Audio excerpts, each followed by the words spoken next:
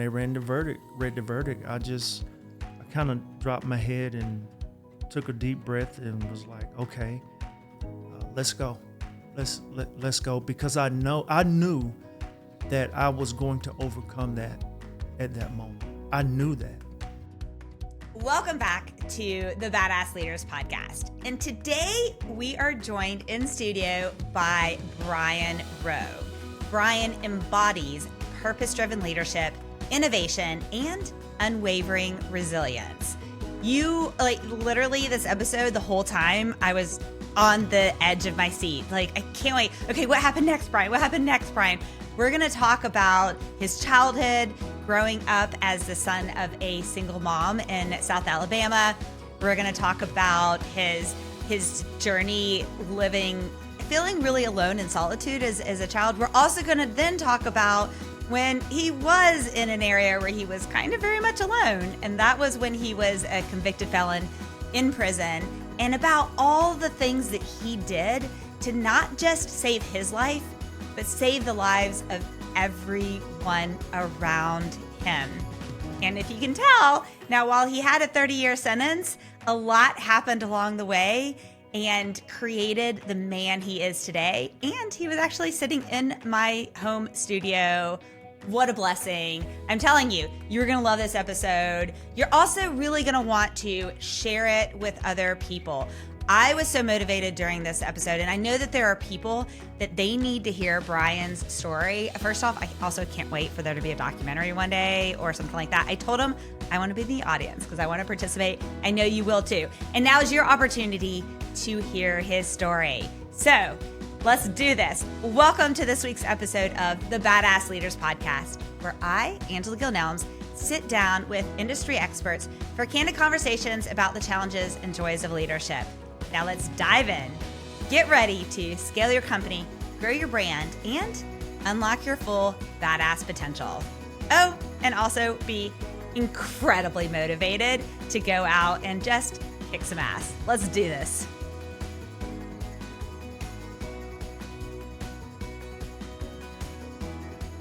So, Badass Leaders community, I will tell you this. I'm not telling you all the secrets in the beginning about Brian. I will tell you, I have, between my 3 podcasts, interviewed probably about 30 book authors. And no one has sent me a book that they've edited and collaborated with that's more beautiful than this. Oh. When I received it in the mail, I was just like, this is like coffee table worthy art. Yes. Okay. So, community, I'm going to read you something that Brian wrote in this book. And you're probably wondering, what's the deal with the book? What's crisis? Why is Brian here to talk about being a badass leader and a badass human? Yes. You're going to find out. So, keep watching. But I am going to read the one that's Imagineering is the title of it. And I'm not sure if you can see this, Katie, but this is what I'm reading from. And it says, I am a wealthy, successful family and businessman, revitalizing the person and community. Bring life back to those things others have given up on, shining a light in the dark areas of their lives, ultimately making a mark that cannot be erased. I got chills when I read that piece. I am a giver of all good gifts, generously given to me from above. I am a world changer, making a mark in other people's lives that can never be erased. Brian, welcome to Badass Leaders Podcast. Welcome. Thank you so much. It's good to be here.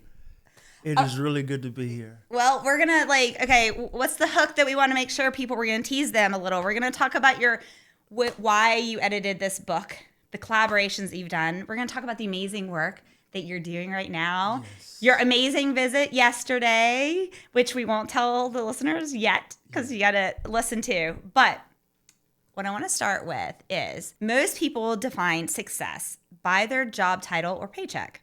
You've defined it by transformation of yourself, your career, and others. So tell us, what's the hardest or most chaotic moment in your journey, and how did you turn it into a launching pad rather than a dead end? And before you answer that, I am gonna give a teaser that in 2010, your life took a turn that most people would consider a dead end, a nonviolent drug conviction. Fast forward over a decade, so 15 years later, and not only have you received clemency, but you've also built a career as a tech leader and community catalyst. So let's start there. When you were facing that darkest chapter, what was going through your mind, and how did you begin to see a path forward instead of just hitting rock bottom? Wow. So the hardest thing that I have experienced was being sentenced to 30 years or 360 months in federal prison. And it felt like the end of my life. It was like a dead end feeling. And I said to myself, how can I turn this pain into passion? How can I turn that passion into purpose? And so that was a hard part of my life. That was one of the hardest things that I've ever experienced in my life. Yeah. Okay. So, and going back to the beginning was the initial question that I started off with was, what's the hardest, most chaotic moment? Well, that was it. Now let's talk about how you turned it into a launching pad rather than a dead end. So you've talked about you sat there and you're like, I'm going to turn this horrible situation into something that's going to make an impact in the world. What does that look like?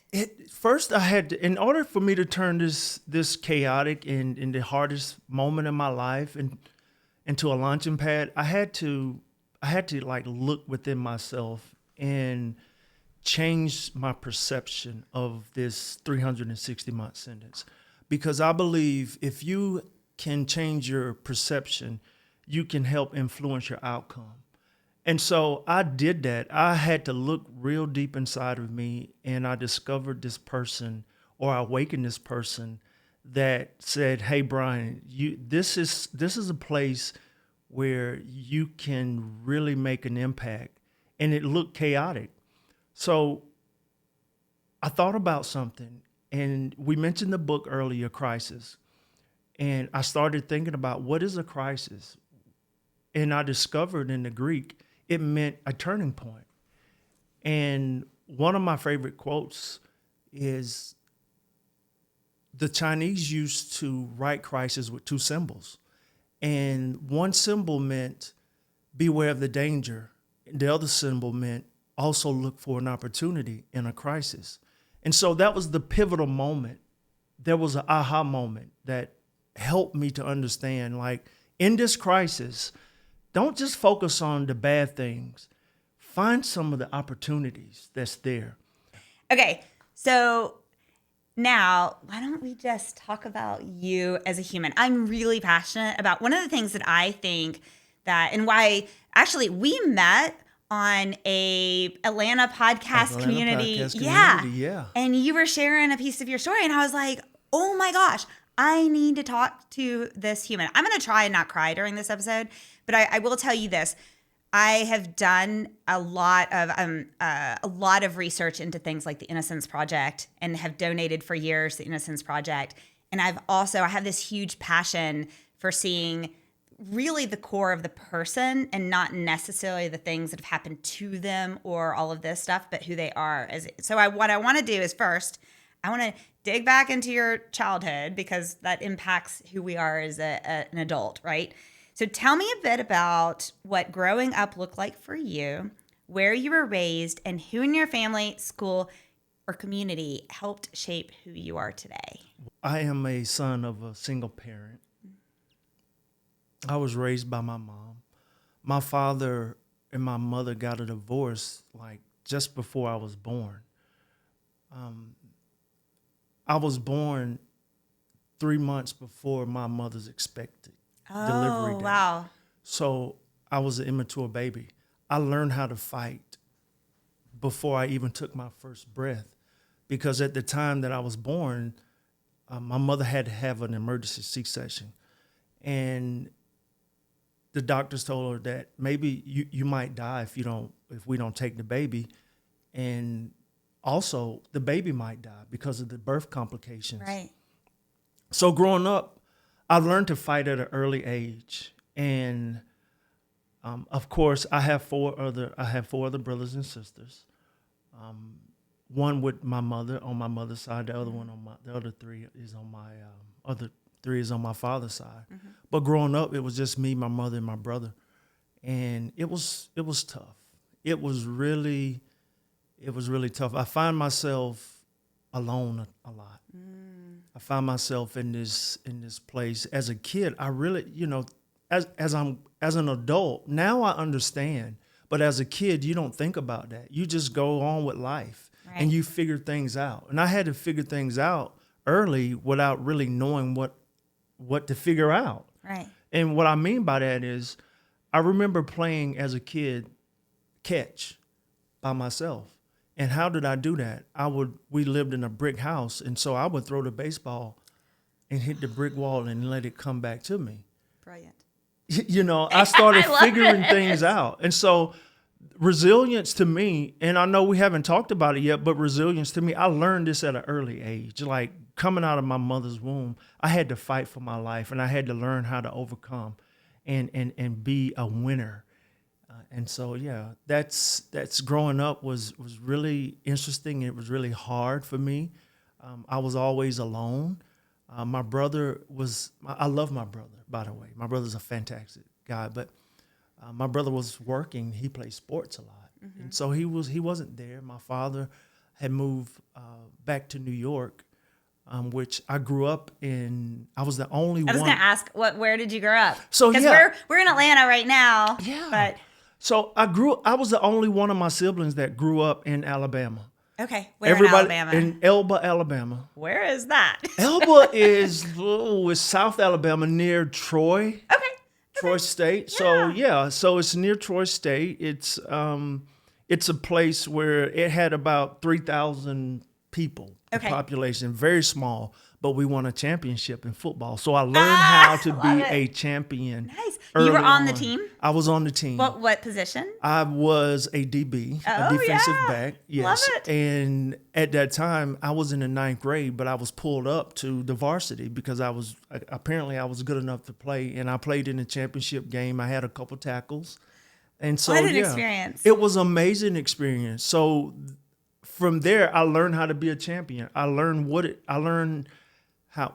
takes to do and get things done on a high level.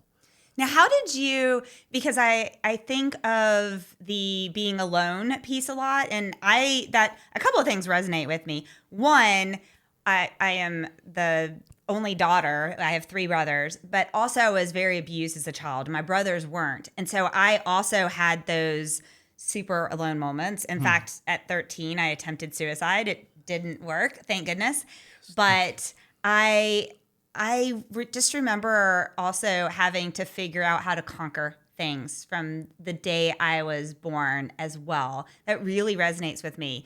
And the closest that I've been to Elba is when I was in 9th grade in marching band. We had band camp at Troy State University. Yes.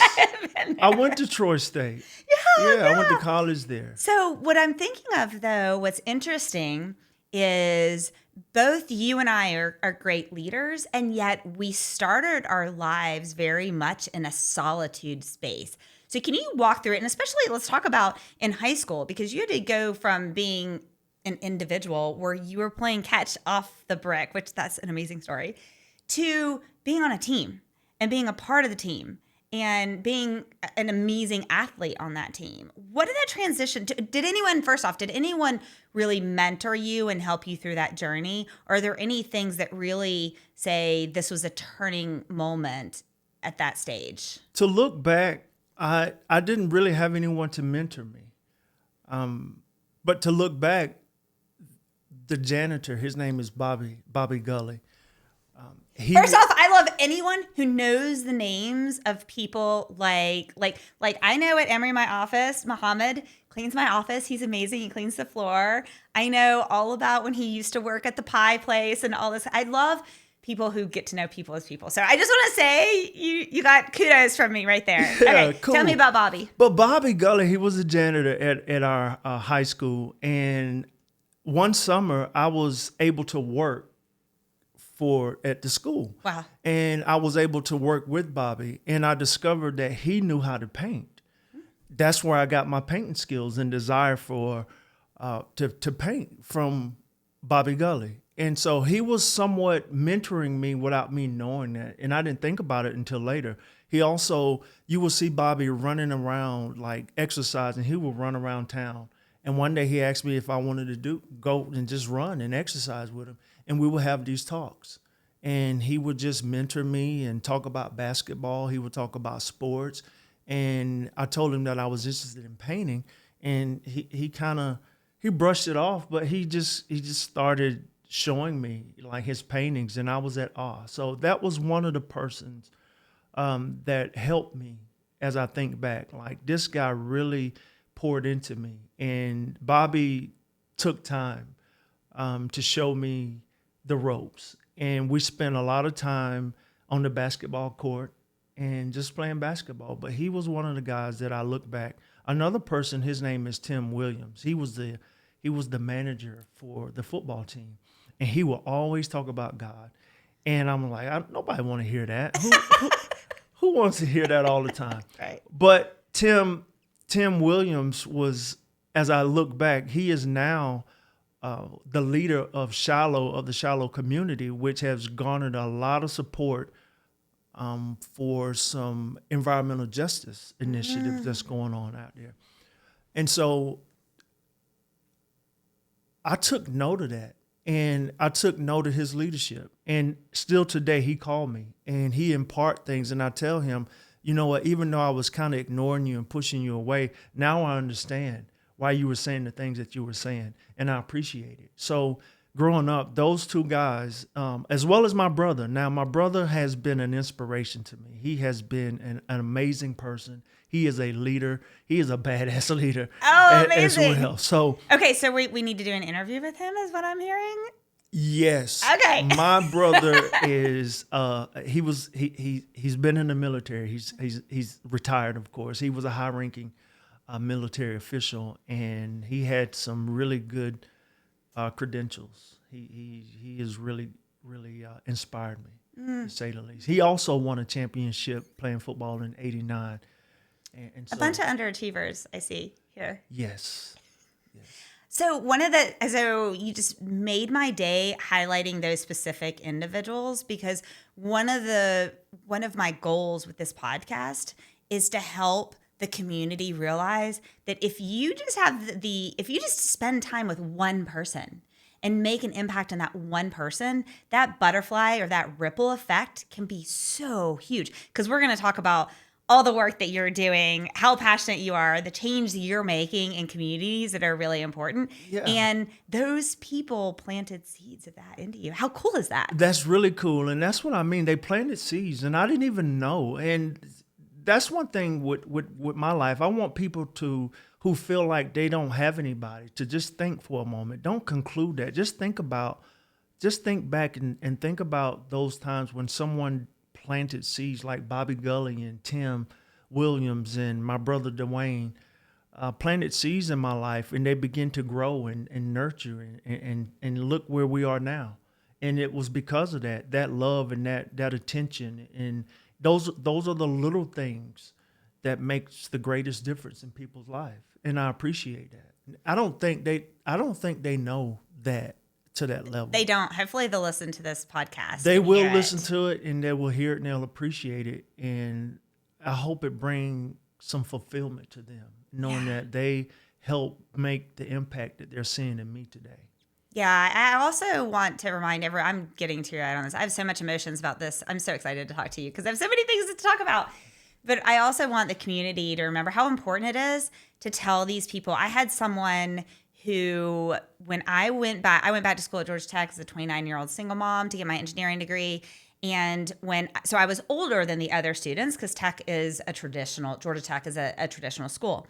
And I just found out last year that one of my schoolmates, who I just adore, he was doing the Morehouse Georgia Tech dual degree program. Mm-hmm. And he was like, he showed up at Georgia Tech. So he just told me this last year. he said, I showed up at Georgia Tech in biomedical engineering. He said, I looked around. I didn't know what I was doing. And then I looked at Angela, and she looked like she knew what she was doing. So I hung out with Angela and stuck with her. And he told me how much of an impact I made in his life. Yeah. I never knew that. And it just brought me so much joy. And it also encouraged me to continue to do those things. So I want the community to hear these things, because maybe, if they just go and talk to one person today and say, thank you, you planted that seed, and here is what's happening. Because it really, the snowball effect of that is something that can't even be described. Right. The little moments, those little seeds that's been planted in other people's life, it makes a huge difference, like I said, in those moments that you experience. Okay, I want to tease a little bit in this, because I don't want to tell everyone everything up front. But we have mentioned about being in prison. So first off, walk us through your emotions when you were, I'm just assuming, because I don't know your story, this piece yet, but you're in court, I assume. Yeah. And I was there a jury, or is yes, it? Yep. I did. Okay. I went to trial. Yep. So you went to trial, and you're looking at the people on the jury who are going to convict you. And then the jury foreman reads the result of it. Walk us through maybe those emotions, and then maybe your first couple of days in prison, and how to walk us through what that journey looks like. And then if there was one moment in prison that you were just like, you know what, screw everyone, I'm going to make a positive impact out of this. Yes. So during my trial, the day that they read the verdict and they found me guilty, the jury found me guilty, it hurt, because I knew that I was going to leave my son, Jaden, who was 9 years old. And I knew that I was going to leave my mother, who had battled cancer and had a kidney removed. And I was a breadwinner. I was there to help my mom. And that day really, really hurt me. And I had my best friend behind me, like literally standing behind me when they read the verdict. His name is Dominique, and we went to Troy State together.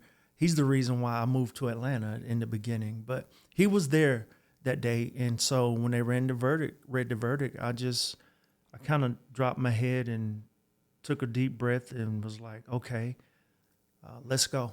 Let's go. Because I knew that I was going to overcome that at that moment. I knew that. I took my jury off, and I turned around and I gave it to Dominique. And I went back to the county jail, and I remember going into my cell, and I got down on my knees and prayed, and I was like, Lord, I don't want to do this sentence, but if you're with me, I'll do it. And I heard a voice whisper to me, and it was like, you won't have to do it. And so I got up. I was ready to go home then. I'm like, okay, let's do this. Peace out. Peace out. They're calling my name. And lo and behold, that didn't happen. So I went through the process, and I was shipped off to prison. The first place that I ever... What prison were you in? Bloody Beaumont. Bloody Beaumont. They call it Beaumont, Texas. Wow. Yeah. They call it Bloody Beaumont. Why do they call it Bloody Beaumont? Because killings and stabbings all the time at Bloody Beaumont. And this is my first... Did you already know it was called Bloody Beaumont at that point? I knew it because someone at the county jail had been to Beaumont, and he was talking about it. And I was like, Lord, I hope I don't go to this prison. Right. And lo and behold, they sent me to Bloody Beaumont. Oh, jeez. And mind you, this is my first time ever going to prison. I had no criminal history. Being sentenced to 30 years was like, what in the world? But when I got to Beaumont,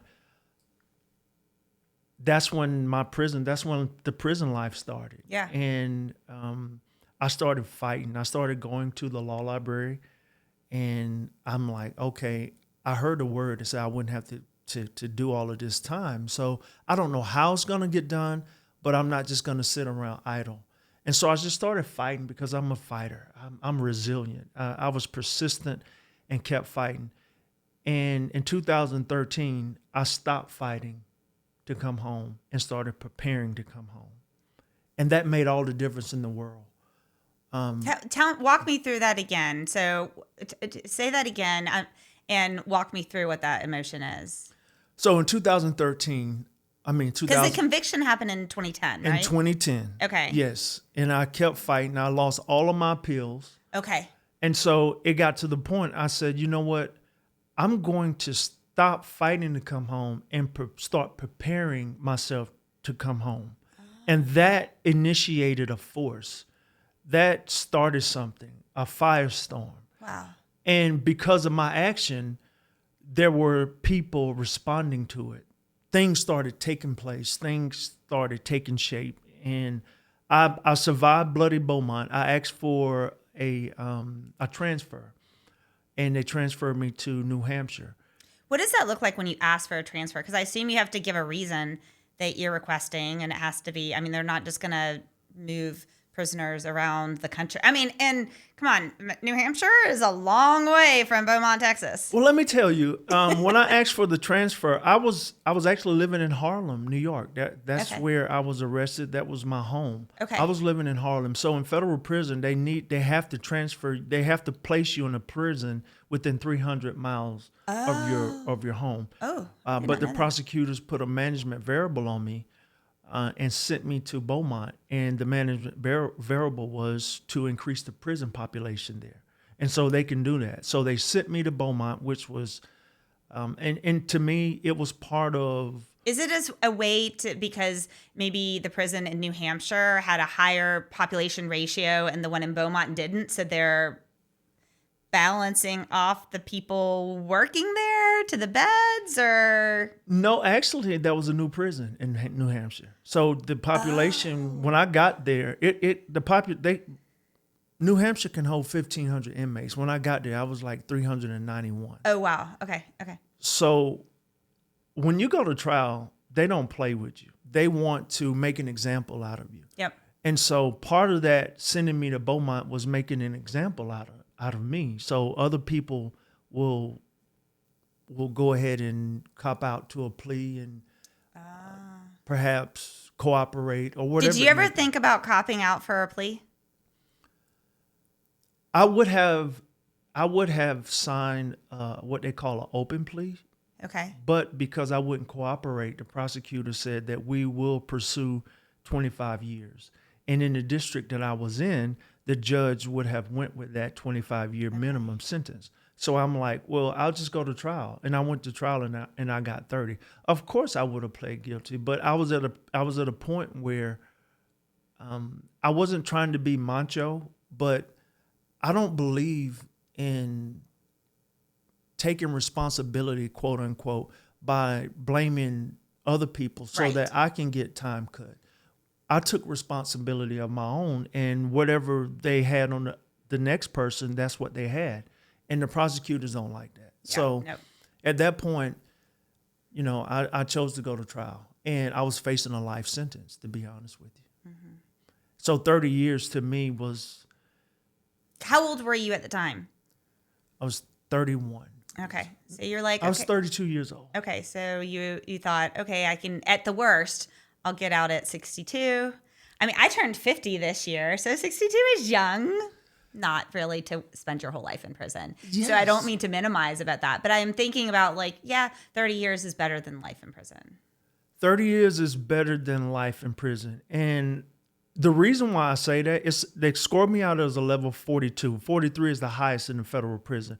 43 is life. The judge can't sentence you any more than a life sentence, Okay. nor can he go below a life sentence. At a level 42, the judge can sentence me to a life sentence, but he can't go below 30. So that was the mandatory minimum. minimum. Okay, so tell me about the scoring mechanism. Is it that they look at the crimes and they have some kind of matrix they go to, and it says based on these crimes that you're being tried for, right? Then if you're found guilty, they fall into this slot, and it's a number system. So what is murder? Murder has to be 43? Not necessarily. Murder does not have to be 43. It can be depending on your record, and it depending on if they increase it by certain things that triggered that score to go Okay. up.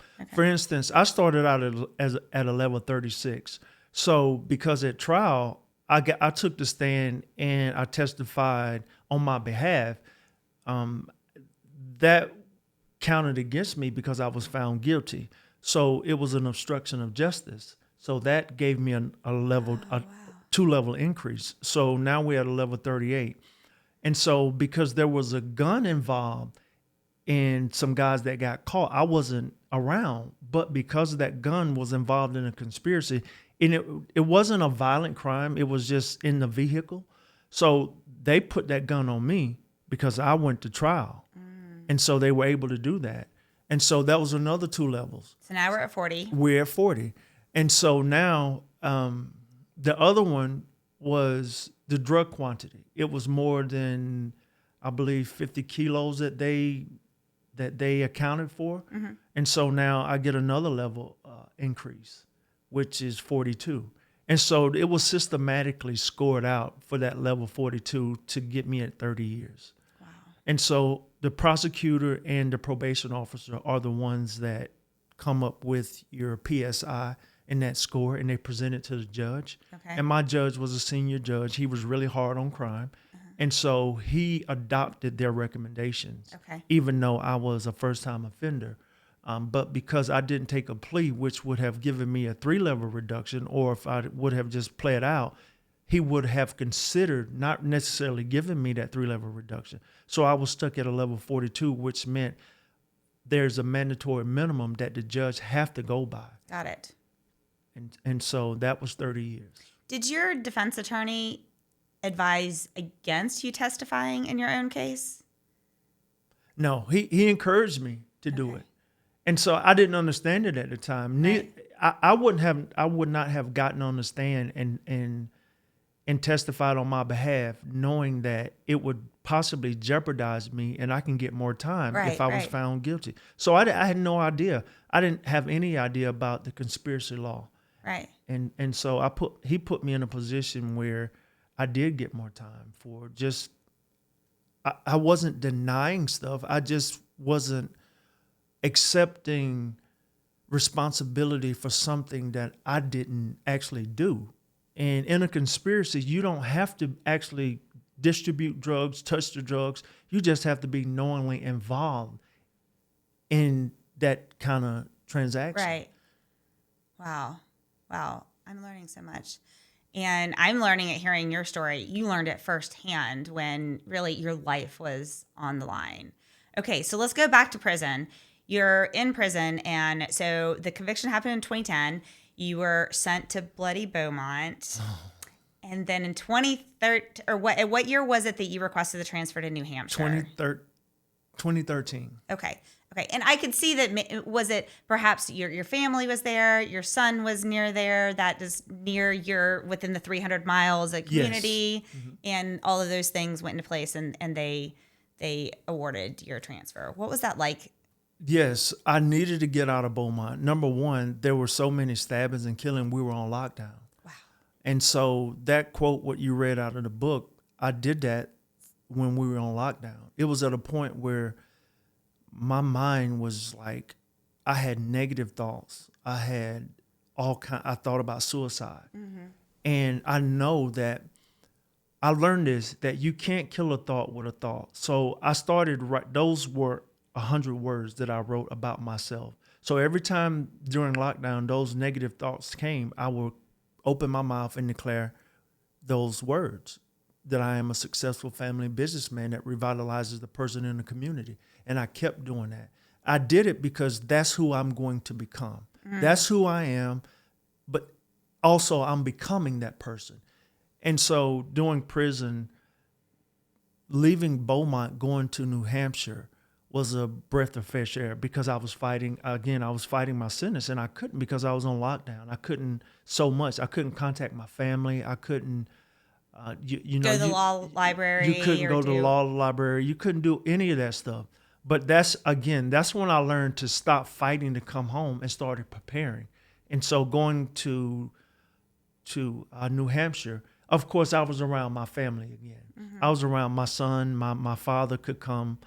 My father had remarried his wife, Joan. She was able to come. My mother will come from Alabama. My mother has siblings in New York. My mother lived in New York a lot of her life.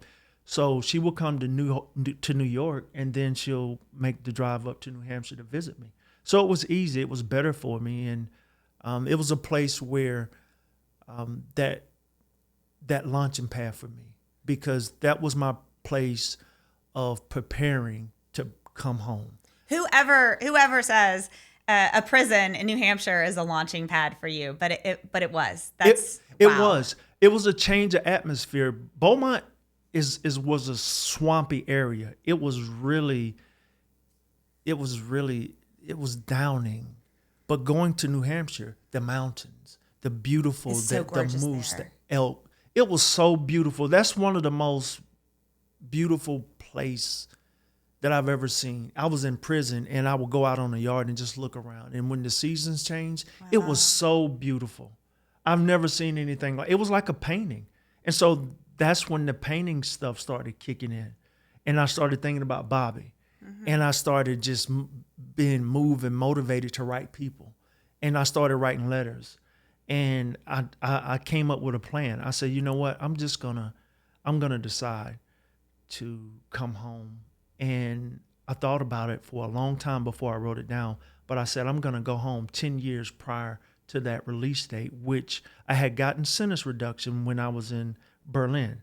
Let me tell you about that. Okay. So as I was putting motions in, doing my preparation to come home, that doesn't mean I didn't stop fighting to come home. Right. But preparing to come home was my fight to come home. Okay. And so I started. And it's this mindset shift. It's a mindset. It's so big. Yeah. Mm-hmm. It's a mindset shift. And so because of that, things started working for me. So I put in a motion to the judge to ask for a 2-level reduction, a drug -2, an amendment had came out. Okay. And I asked the judge to give me that 2-level reduction. And lo and behold, I got denied. I got that letter, and I'm like, man. And so I went in my cell, and I found a mustard to get back up and write another motion to that judge. A lot of people wouldn't do that, because once the judge denies you, you're denied. And I wouldn't. Within a week, I sent out another motion asking for that 2-level reduction. And 30 days later, I got a letter back, and the judge granted it. Imagine had I not done that. Right. Wow. I would have just accepted like that first denial. But I learned to be resilient. I learned to be persistent. I learned to believe in myself and never to give up and keep knocking at the door until I get that answer. And so the judge gave me a 2-level reduction, which it knocked my sentence down from, I was set to be released 2036 to 2031. That was a win. And a win to me is a motivation. But it's 2025. So much more of the story, And I'm because building you're out on here it. with me. That's not there. right. That's right. So you're building it. So I'm building on that momentum. And so maybe 2 weeks later, I got another motion for my 2255 to come back to court for an evidentiary hearing. So I'm like, what's man, the 2255? 2255 is a constitutional motion that you may challenge the ineffectiveness of your counsel. And you may challenge a technicality that went against your constitutional rights. Okay. And so I did that, and I got an evidentiary hearing for ineffective assistance to counsel. Mm-hmm. And when I ended up going back to court, and that was so tough. That was really, really tough going through that, because when I got there, the prosecutor threatened to enhance my sentence again for Was this the same prosecutor? Same prosecutor. And same court. In the same court. Ooh. And so now I'm at a place where I have to make a decision, because he said, if you continue with this motion, then if you take that stand again, we're gonna ask the judge to give you a 2-level reduction, which I just won, and to take my sentence back. And I'm like, are you kidding me? And so that was hard. I went all the way back to Florida, Oh, you mean they were going to ask the judge to do a two sentence increase? Increase. Yeah. Okay. Had I won, they would have challenged it. And because he Got gave it. me an obstruction of justice before, Right. and I know that this judge will adopt recommendations. Right. And so it put me at a standstill. And I had my attorney came, the private investigator came in, and they told me, it's like, Brian, you don't do it. Just sign the refusal to move forward. And that broke my heart. That broke my mother's heart. That broke my son's heart, because I'm giving back time. And it's like, it puts me closer to home. So I went to the court, and I had to redact my motion and ask the judge to just throw it out. And it was tough. It was really tough. But I got over it. I went back to New Hampshire, and I began again. And I started fighting, writing letters. And like I said I was going to come home 10 years prior to my release date, which had moved down from 2036 to 2031. So that meant I'll be home in 2021. Mm-hmm. This was around 2015 when I was saying this. Mm-hmm. And so in 2015, I asked for another transfer because my custody level dropped. And my custody level dropped because my time dropped. Okay. So it put me in a position where I can go from a medium security prison to a low, which was Fort Dix, New Jersey. Okay. And so in 2015, I asked for the transfer. They sent me to Fort Dix, New Jersey. And that's where this book was done through, right? That's where that book I was like, done. I remember hearing that, because honestly, I was expecting, and before we leave, you have to autograph the book for me. Yes. But I was reading, can I read this part here about the beginning of what Fritzy said about this? So we're going to talk a little bit about the Compassion Prison Project. But I like this part where he says, she says, "We are so quick to decide the limits of what a human is capable of. When I receive a letter with a poem or a painting from someone from prison, I marvel at the talent, determination, perspective, and magnificence of the men and women living behind bars. This book, Crisis, is a shining sampling of poems, artwork, and essays created by the extraordinarily talented men living in Fort Dix Prison.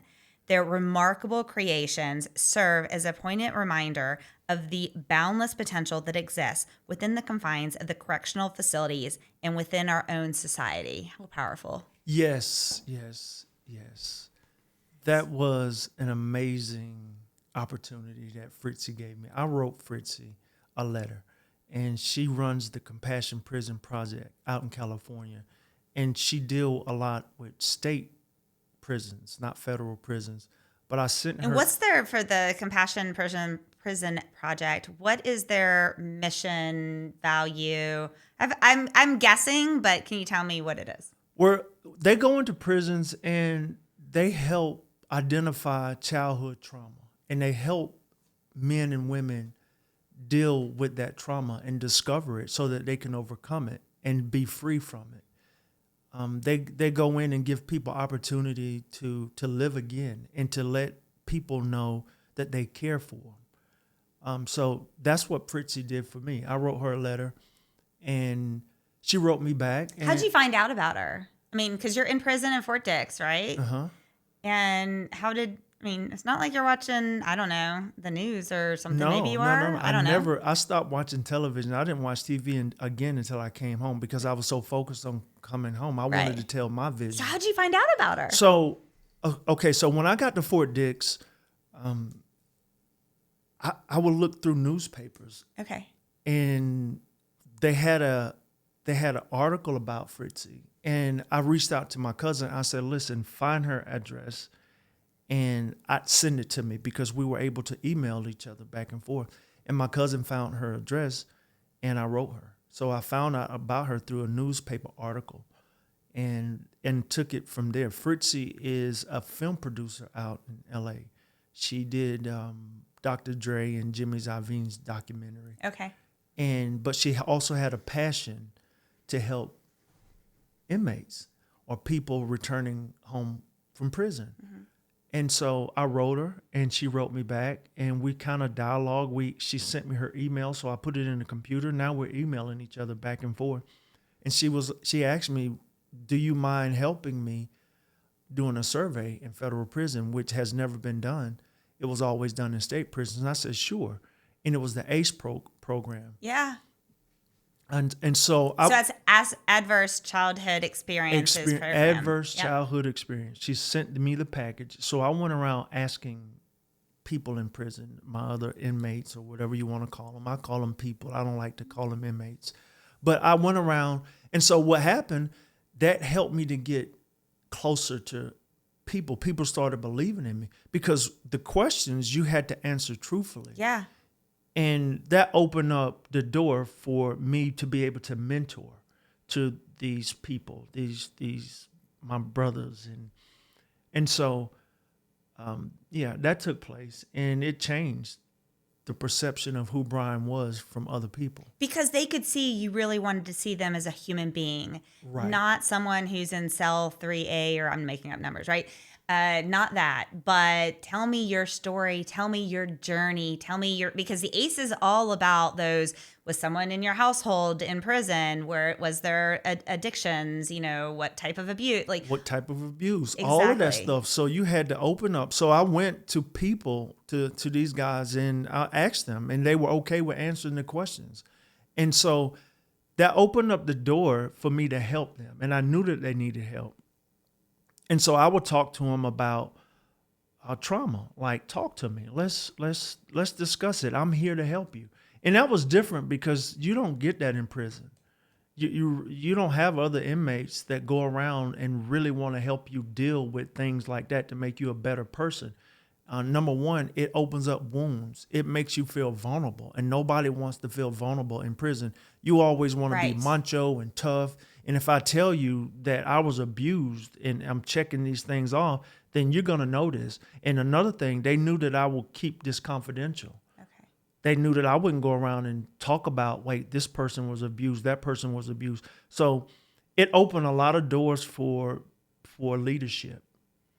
Which, one thing I was thinking about a couple minutes ago is I thought, okay, the badass community is going to say, Angela, I see that Brian's a badass human, but what, he was in prison. How is he on the Badass Leaders podcast? And now we're talking, and they also don't know that you went to the Capitol yesterday, which that's just another teaser for them. We're going to talk about that later. Yes. But yeah, this is because there's a difference between someone who goes into an area and fights for themselves and accomplishes great things for themselves. There are a lot of badass humans out there that do that.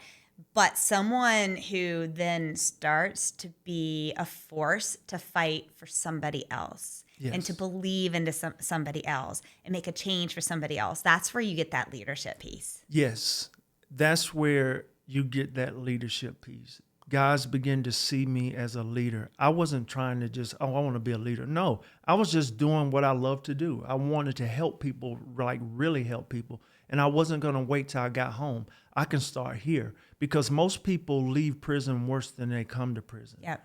And I was determined not only to help myself, but help whoever I could actually reach out a hand to help and wanted to help. And so I did that. People like my man, Johnny John Ambrosio, he was allegedly the Gambino crime family boss. He saw that. He was like an uncle to me. And a guy that led people really respected on the outside, he started to respect me for that, for my leadership, for my caring. And to be honest with you, Johnny Boy was one of the meanest persons I ever met in my life. But for some reason, he didn't treat me that way. He treated me like a nephew. And he saw the leadership capability in me.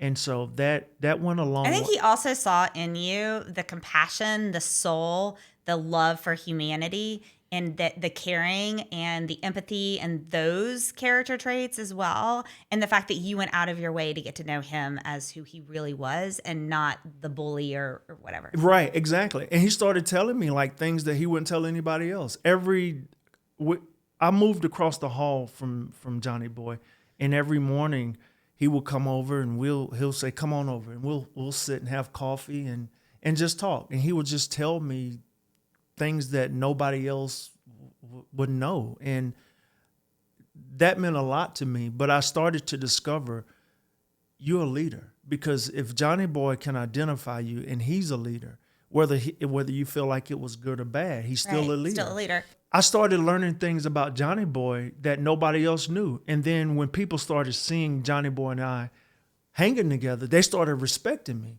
as a leader. And I wasn't trying to be. So people will come to me and talk to me about things, and I will have answers. They will see me writing letters. I sent out over 6,500 letters to congressmen, to senators, to celebrities, anybody that will listen. And what was the message you had in those letters that you were trying to convey? The message, we need reform. We need advocacy. We need change. And because these people had influence, people like Fritzy, people like, I wrote LeBron James, and he wrote me a letter back. And that was that is amazing. So cool. To get a letter at Do you still have that letter? I still have it. Okay. Yes. I still have that letter from LeBron. I actually did a painting for him and sent it to him. But it was amazing to get that letter back from people like LeBron James. Yeah. And at mail call, people know when you get mail because you circle up and Right. and everybody and you hear here. your names and Right. And when I got that letter from LeBron James, people were like, who is this guy? Who is Right. Brian? And so I started getting letters from people. I wrote Jason Flom, which is Jason Flom. If you would Google him, he is responsible for starting Kid Rock's career. He's responsible for starting or helping Katy Perry's career. Okay. He is an amazing music executive. I wrote him because he works on the Innocence Project, and he loves to help people to get them out of prison. Yeah. And I wrote him, and a year later, he wrote me back. And I'm like, and he was like, do you need help? Do you need an attorney or anything? And I'm like, Because that was going to be my question. I was thinking about this. How did you afford to pay for all of your attorneys and stuff?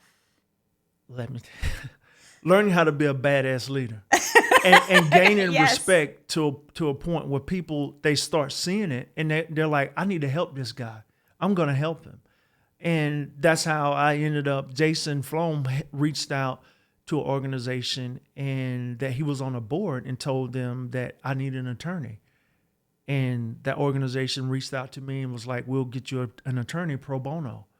And so that's how it happened. I just got chills. And we started they started fighting for me.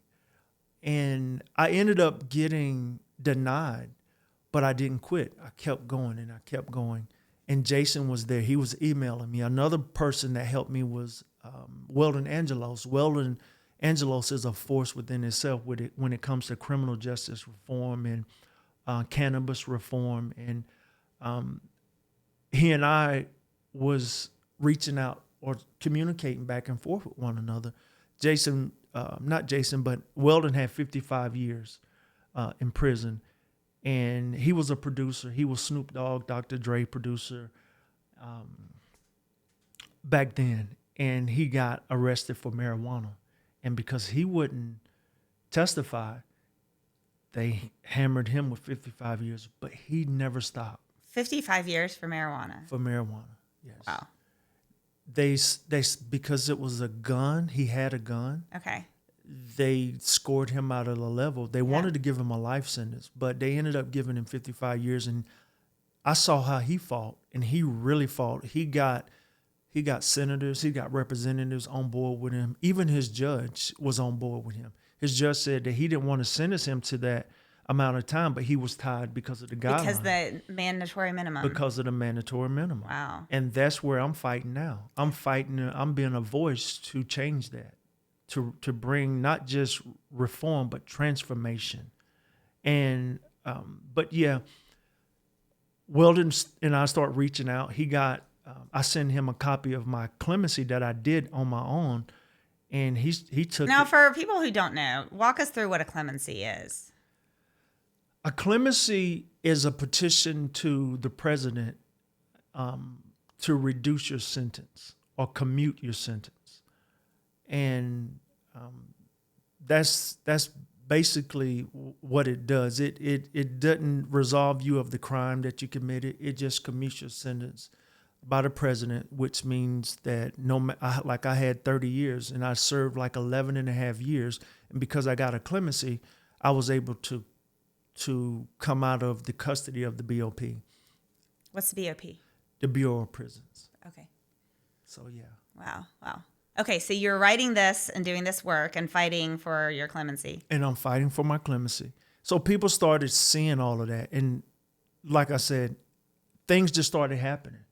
Because I prepared myself to come home, I shift my mindset, my perspective. People saw that even on the outside. They started getting my letters. And I knew I just need one yes. So I'm going to write 10, 15 letters, 20 letters a day, just sending letters out. I just need one yes. If you can get that yes from the judge or you can get that yes from the president, that's all I need. In the meantime, while I'm writing these people, it's not just to get the one yes. It's to build a relationship and a network of people. So when I do come home, they will know who I am. And so all of these letters, I didn't care. I got a bunch of no's and I started troubleshooting, because when I say troubleshooting, because I didn't know what to do or how this process worked, because it was my first time. So I would write letters to like congressmen or senators or advocacy groups, and they would write me back and tell me that they couldn't help them, but this is where you might want to write, or this organization may help you. So that kind of. Oh yeah, and I think that's so vital too, because we can't always help. We don't always have the resources, the ability, the connections to help someone, but we might be able to refer to someone else, or we might be able to give them a nugget that helps continue to drive them forward. That's what took place with me. And in the meantime, while all of this was taking place, a framework was being shaped so people can see the resilience. Don't stop. Be persistent. When you get a no, just like I got a no from the judge, I wrote him back. What was it going to cost me? And so don't stop. Keep going. Somebody's going to listen eventually. And so now I got all of these letters out, and people are writing, and things are moving. And when COVID hit in 2020, they called me and told me that they was going to send me home, because at the time I was diagnosed with diabetes. Mm-hmm. And I would be vulnerable. If I would have caught COVID, it was a high chance that I could die in prison. Mm-hmm. And so when COVID hit, the CARES Act was signed into law, and the CARES Act gave the BOP the authority to send those home who was vulnerable to COVID. And so they called me up and they was like, we got to send you home. Me, Johnny Boy, and another allegedly mobster, Frankie Boy. Those were the three that they called up first at Fort Dix in our unit. And they told us, we're sending you home. So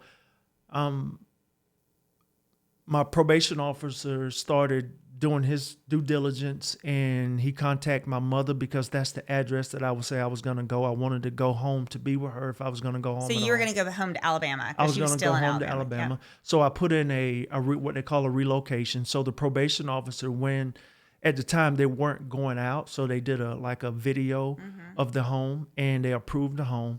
And about 3 or 4 days later, they called me back and said that they changed the guidelines, that I needed to have 50% of my time.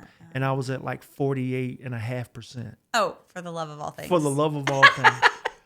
And so they had the discretion. They could have still sent me home, but they chose not to. And I found out later why they didn't do it, because there's so many people at Fort Dix, they didn't want to do all the paperwork to send people home. So they just stopped sending people home, unless you really were like at an age where and I was, 40 something at the time, but at an age that you would die. But oh my gosh, you're like, I'm like in this moment thinking you get called and they're like, Brian, you're going home. And then you do all the work to video the house, and the house is approved. And then you get the call that says, Brian, you're not going home. Yes. Wow. Let me tell you, I couldn't tell my mom. It hurt. I couldn't tell my son. It really hurt, because when she got that call, because I knew my mom wanted me home, my son wanted me home. Now, was your son with your mom? No, my son was still in New York at the time, but he still wanted his dad home. Right, yeah. That was my guy. So I didn't want to tell my mom. I was like, I can't call her and tell her Right. this. And it hurt like hell. It was because I was okay, but I wanted to make sure her heart was okay. Right. Yeah.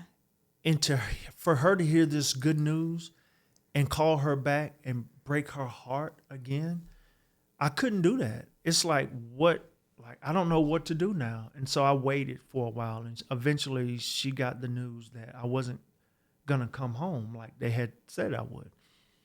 But I didn't stop. I kept fighting. I had a plan.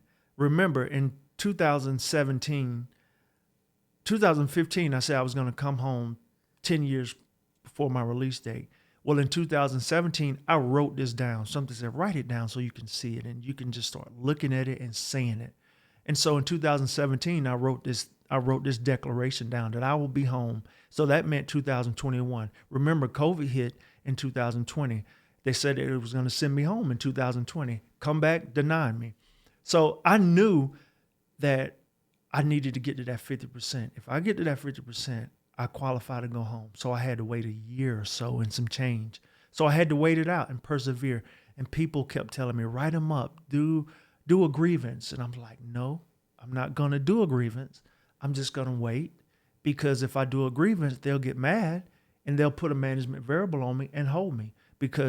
And say, what is a management variable? A management variable, it's a variable that the administration can put on you to hold you at that prison for whatever reason, whether safety concerns or if they just want to put a variable on you to say, we want to keep him here because we don't feel like... It makes me think of in the psychiatric mental wellness world where you get like a 5150 or something like that puts you in a psych ward for a required period of time, and they can choose the reasons why. They can choose the reasons why. Right. And so I chose to be silent and keep fighting and keep persevering for another year, because I knew that I would qualify to a lower custody level within a year. Right.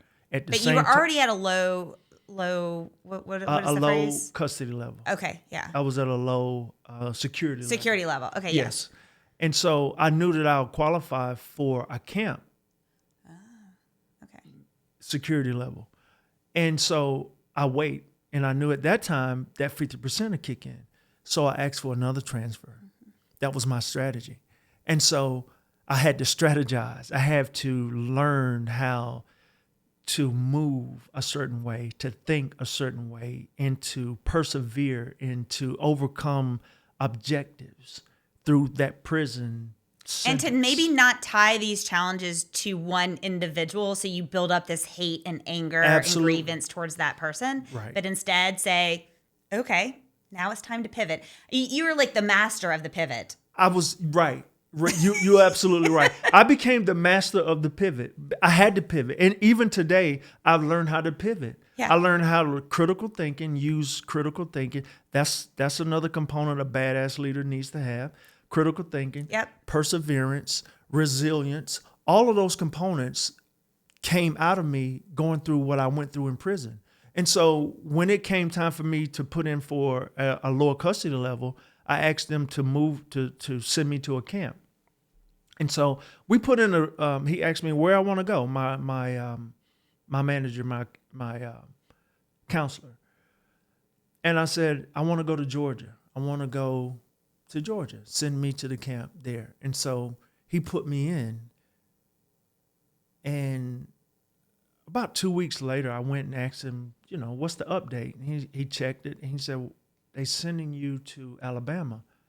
I don't know why, because I didn't put you in. And so here again, they put a management variable on me to increase the prison population in Alabama. And that's the prison that they were sending people home for COVID. So you're like, So, yes. So my plan is working. All of this stuff is working. And I started and I know along this journey, you are thinking God is working in every single thing that's doing, and I'm going to trust in him because he told me I was going home. I heard him, and look what's happening. And look what's happening. I knew that he was really ordering my steps. I knew that I was prepared to come home. Honestly, let me be honest with you. I didn't want to come home until I was prepared, because I knew that when I came home, I was going to live in purpose. I wasn't going to fight to win, W-I-N-D, but I was going to fight to win, W-I-N.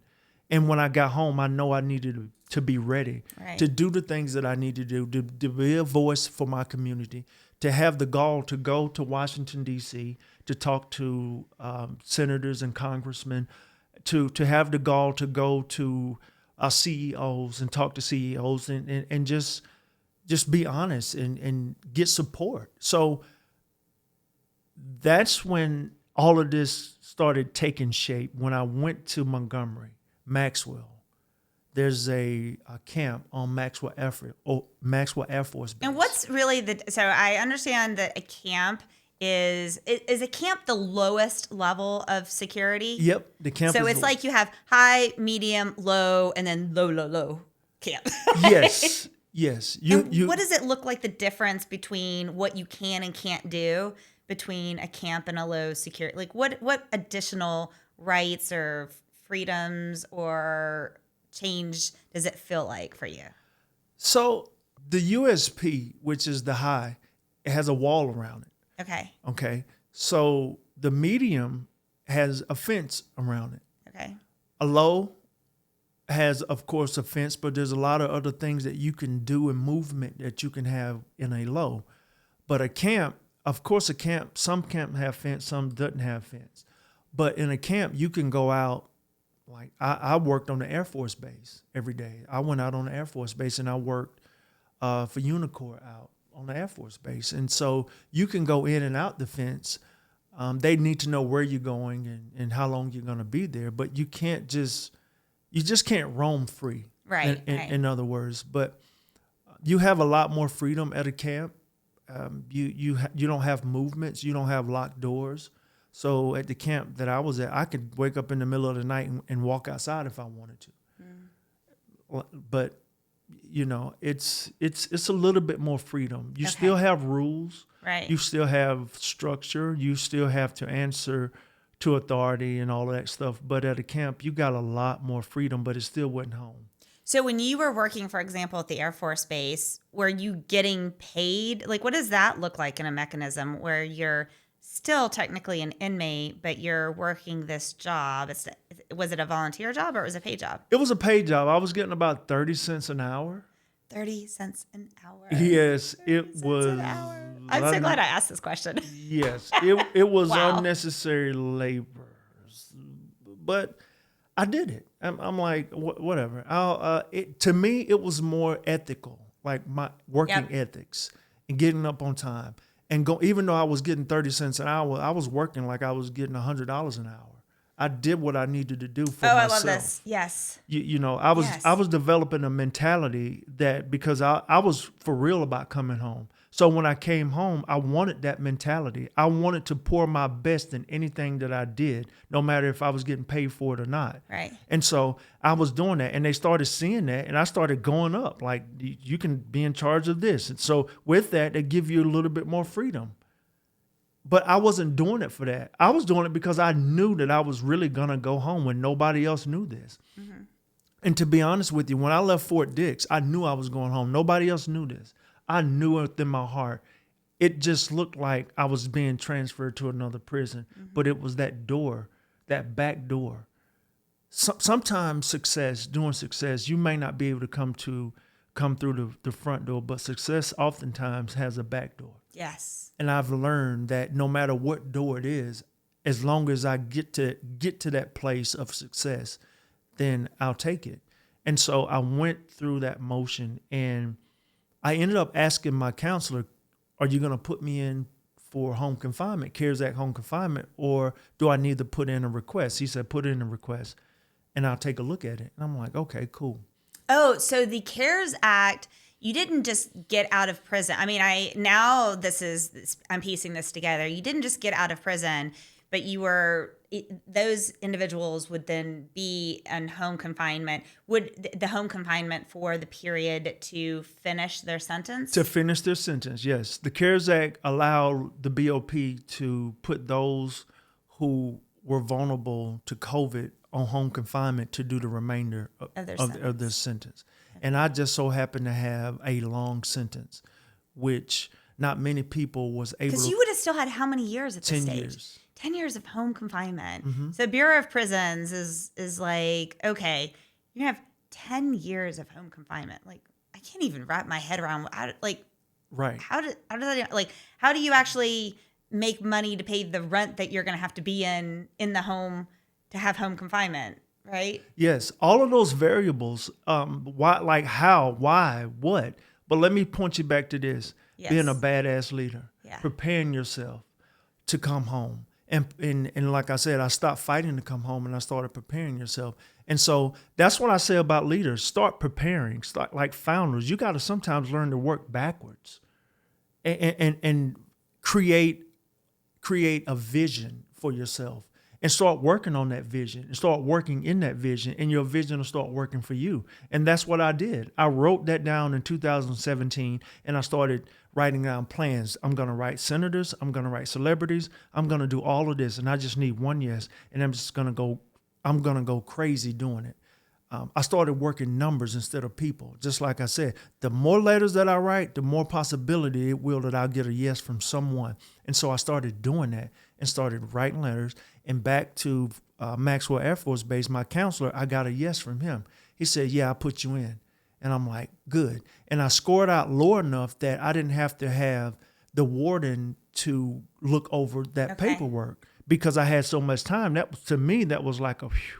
I'm glad. So this is an instance where, depending on where your score is, the counselor can make the recommendation. But if your score was a little higher, then the counselor would submit it to the warden, and the warden would then give the recommendation. Yes. And so I scored out at a minimum, and this score came into place, I believe it was during the CARES Act, where it was actually a law that the BOP scored you out at a minimum, medium, or high. Okay. And I scored out at a minimum. And so I didn't have to go through the warden's review. And so the home confinement, the residential center, they accepted me. And, okay, I've been through this before. Right. Like, I've been accepted. I've been given that yes. You're like, I want to get excited. I want to get excited. I don't know. Wait a minute. And so I've learned to stand firm. Like, no matter what comes my way, I'm going to keep digging. I'm going to keep fighting. And so I think it was around October when he told me that. November, that he said, I'll give you a date. Your date is December the 15th.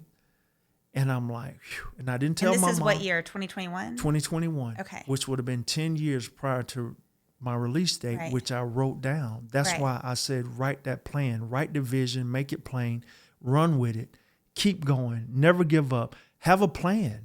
Have something in place and work backwards. And that's what I did. I started working. This is my goal. 2021, I'm going home. And I started, how am I going to do that? I started at the beginning and work my way back to the finish line. And so I didn't know that I was becoming the leader that I am today. Right. And so I came home December the 15th. My mother, my brother picked me up at the gate. And I had to go get a monitor. And so I didn't stop because I wasn't satisfied. Who wants to be on home confinement to 2031? No. And so when I got home, my plan was to get back in college. All of my brothers and sisters have degrees. I was the only one that didn't. I dropped out of. So you're at Troy State. What were you studying? CIS major, which is a computer information systems. I wanted to be a computer scientist. I love computers. And back then it wasn't popular because computers was not really out like that. What year would that have been? 96. I graduated. Yeah. Because we're about the same age. And I remember, here's my computer story, because we were growing up, we're in elementary school. You had the DOS computers and you learned the programming. Mm-hmm. And then for graduation, I got my very first computer as a gift from my grandparents. Mm. And my parents gave me a printer. And so when I first went off to school at UAB, in the dorm, I was the only person on my floor who had a computer and a printer. I was a popular kid. I got a lot of Ice House beers in exchange for using my computer. Nice. But we forget those days where thinking about a career in this field wasn't really a big thing. It wasn't really a big thing. It wasn't popular, and it was challenging, but I ended up purchasing a computer, my first computer, and I had no clue what computer, like how to be a computer scientist, but I wanted to know. Yeah. And so when I came home. Why did you drop out? Oh, yes. So listen, my father contacted me. My father was a general contractor up in New York, and he was going through tough times in business. And he contacted me and asked me if I would come up and we could start a cleaning business. And the contracts will be with Corning Incorporated. And he was like, son, you'll make a lot of money. I know it's not what you plan on doing and what you're going to school, but it's going to require you to drop out and you can start back in Corning or up here. And my father had friends at Cornell, and I visited Cornell and thought about going to Cornell. And so I'm like, okay, Dad, I'll come up and I'll help out. I want to do that because it's going to actually help me. It's going to help the family. And so I ended up dropping out. It was a hard decision, to be honest with you, but I knew it was necessary at the time. And I dropped out and I went up and I started my cleaning business in New York, total maintenance. And I was making a lot of money at a young age, but it was a lot of work that I really didn't like to do, but I learned how to be a leader. I learned how to be an owner. All of those things I started learning from my father, and him giving me the opportunity to own my own business at a young age, at a high level. Because like I said, we had contracts with Corning Incorporated. We had contracts, larger contracts with Watkins Glen, the raceway.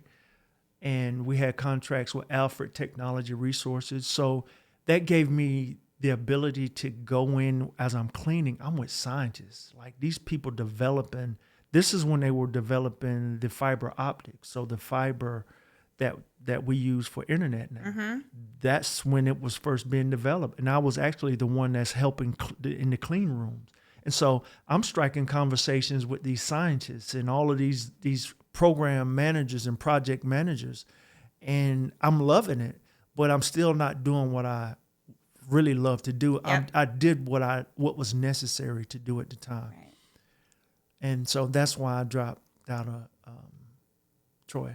So fast forward, then you're coming back. You're going to be in home confinement, and you want to go back to school at this state. So first off, you're going to be in home confinement. Where do we go next with that? So I'm in home confinement. I am in Alabama. I started applying for college again. I'm like, this is my opportunity to go back and finish. So in this instance, would it have been like online college? It was online. Okay. I could have gone out, but I chose to do online. It was more convenient at the time. So I did. I enrolled in the University of Phoenix, information technology with a concentration in cybersecurity. And so my first semester, I made the president's list with a 4.0. So I'm doing better now than I was before I went to prison. And so I kept digging. Second semester, another president's list. I get an email, another 4.0. So I'm doing it. Right. I'm doing everything that I need to do, learning what I need to learn. And I'm excited. I started working for a retail store.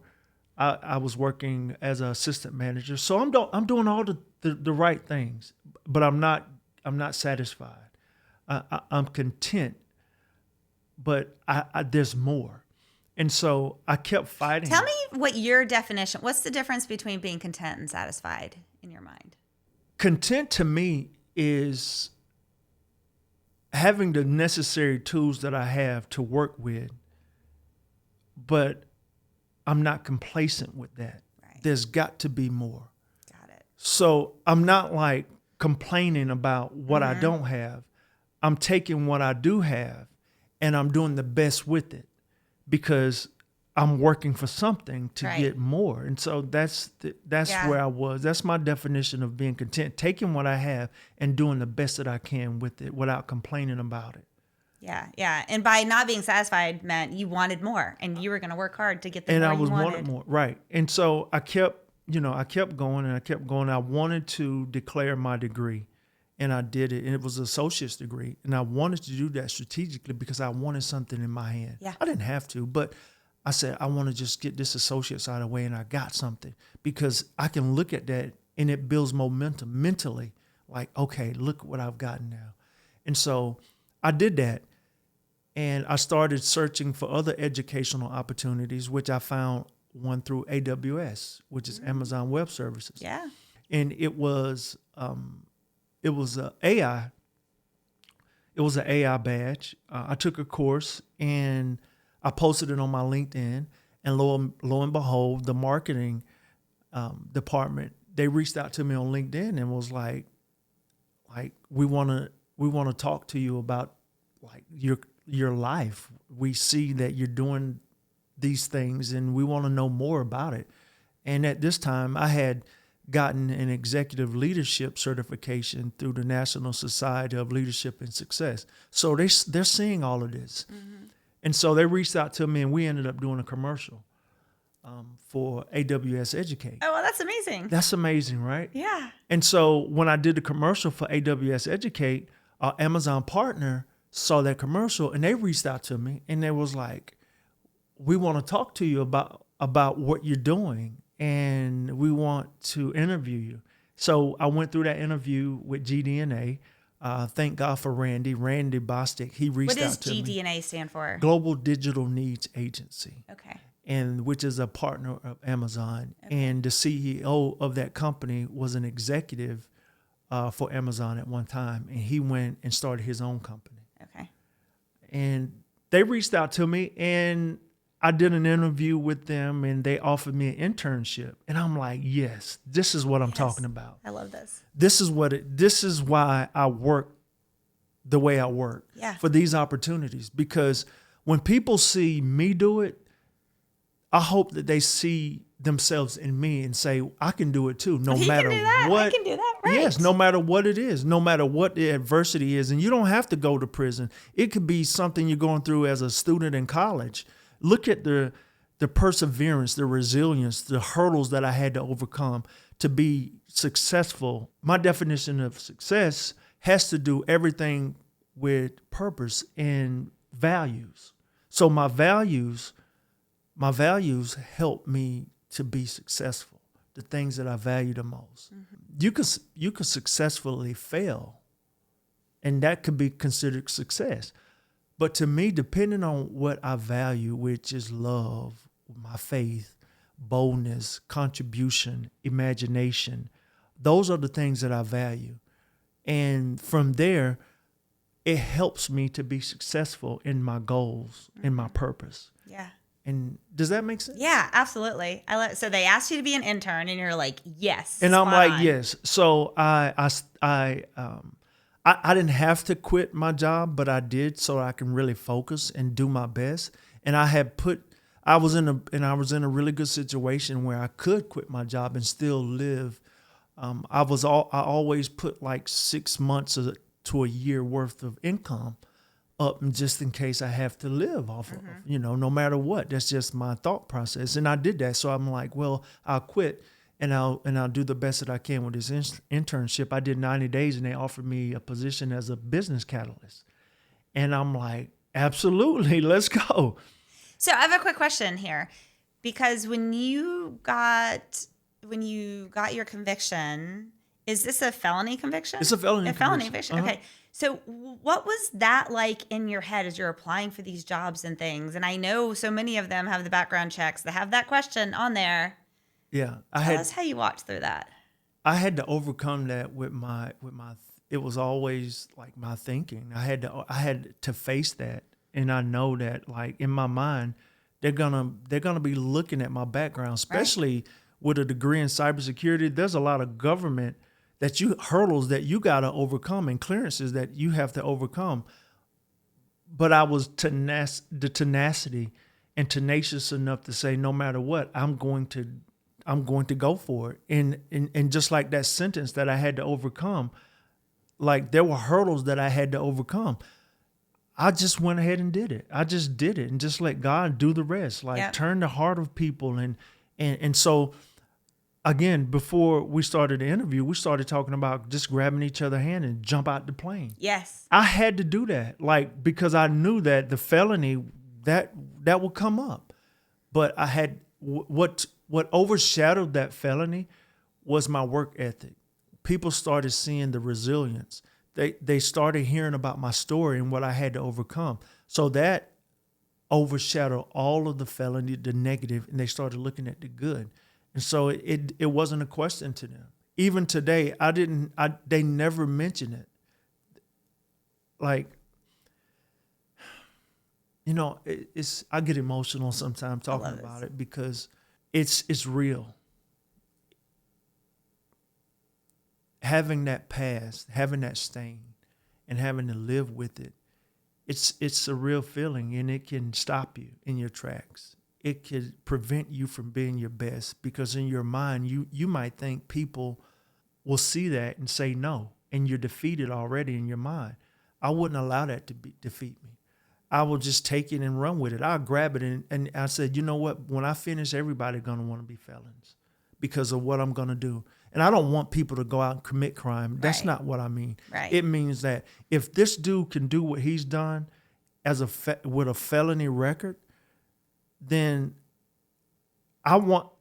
it doesn't matter. And I want people to overcome those thoughts. Yep. Because we hold ourselves back so much. We tell these stories in our head. We're not smart enough. We don't have the right degree. We don't have the right pedigree. We're not the right color. We're not the right race. We're not, the right gender. We tell all these things in our heads to ourselves. And they hold that's so much of what Be Brave, Be Badass is that I strongly believe every individual, team, company, organization, country, world has their badass. That's the absolute best they can be. But so many of us are not brave enough to do that. And people like you embodying that, being really throughout every step of your journey, it's how brave you were to shut down the naysayer in your head. Yes.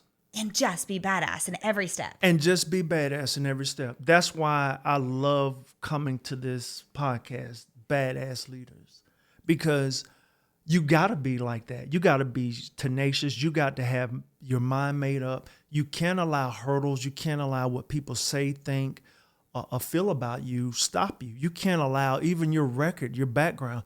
If you decide that you want to be a cybersecurity analyst and you have a felony, don't let them tell you no. And if they tell you no, you keep going and you prove them wrong.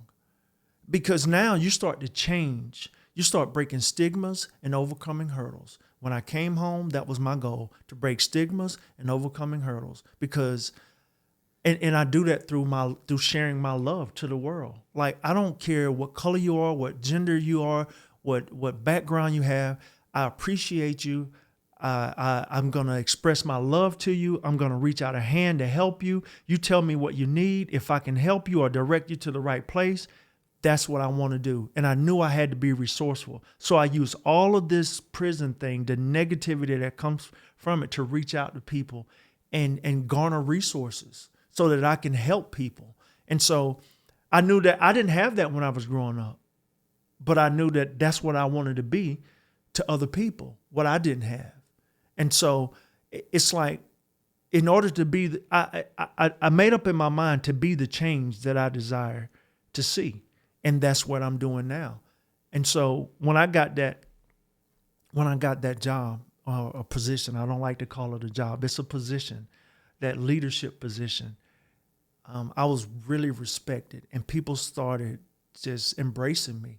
Nobody ever mentioned about Brian being a felon. They just look at my work ethics. They see that I go over and above. They see that I don't try to prove anything to them but to myself. And as a result, they get the product. And it's a very good product. That's a powerful statement.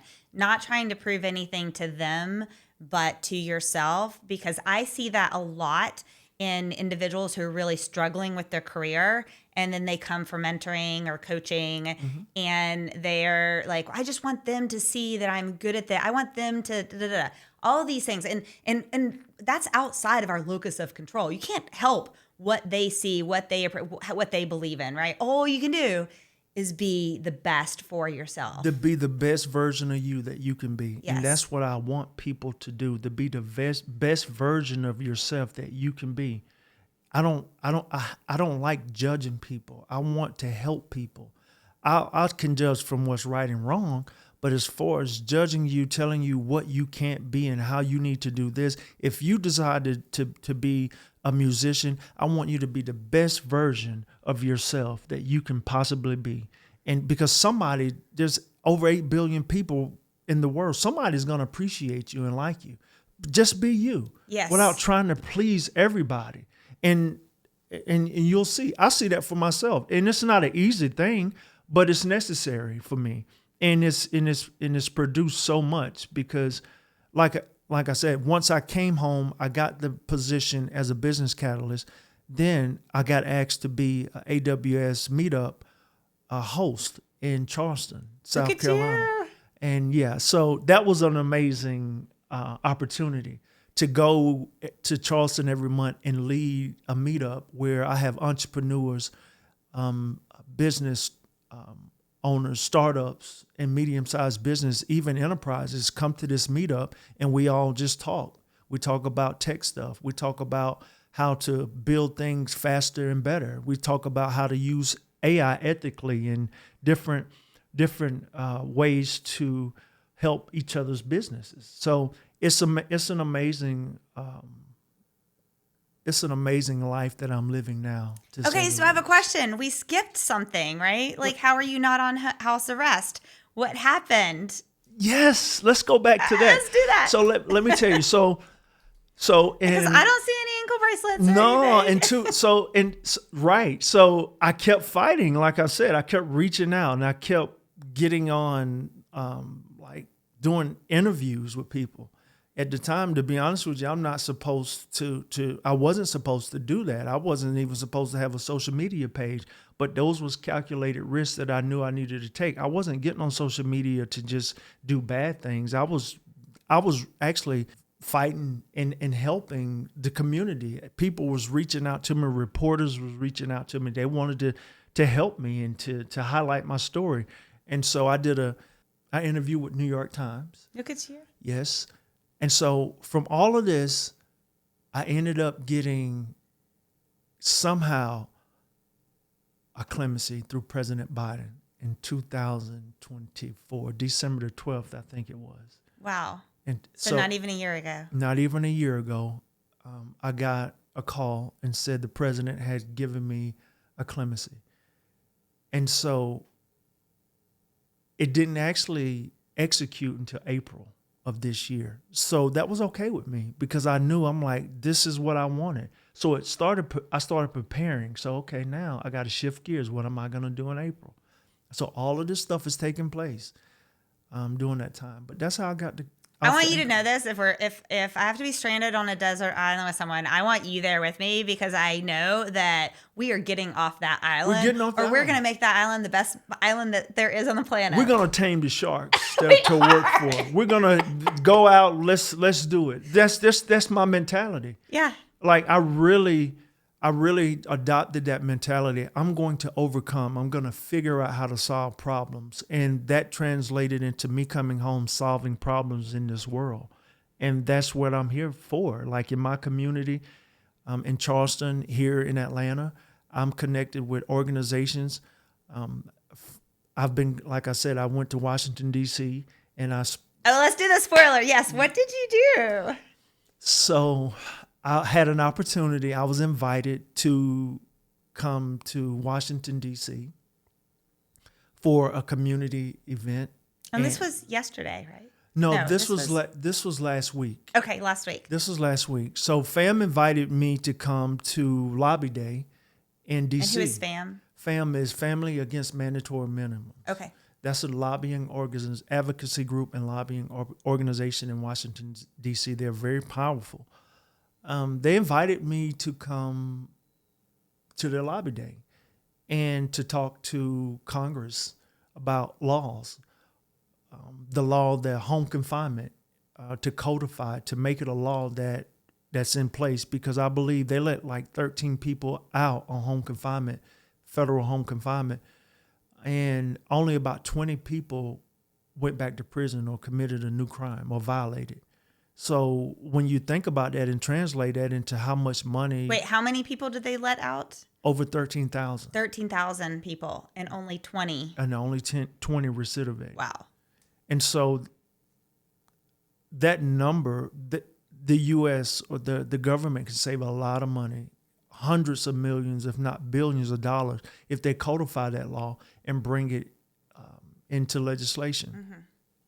So they brought me there to talk about it because of the success that I've had. So I was kind of like the poster child. Look at you. Yep. And so when I got there, they set me at the table with the president and the founder of FAM, and also with Congressman Bobby Scott. I sat next to him, and I sat next to the White House counselors that went through and picked me for clemency. They were all at this table.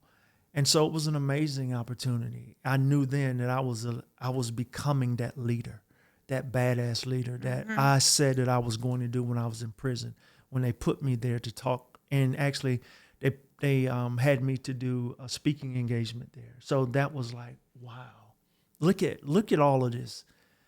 And so now, I take it in, but there's more work to do. There is. There's a lot more work. It's more than just me going to DC, going to Congress, and just say, look, I went there. What can I do now? What can I take back into community? So it's coming, and I know it's coming. The opportunities are endless for me. When I was there, I went to Honorable Senator John Ossoff. Mm-hmm. I met a few other congressmen and women from Georgia and was able to speak with their staff.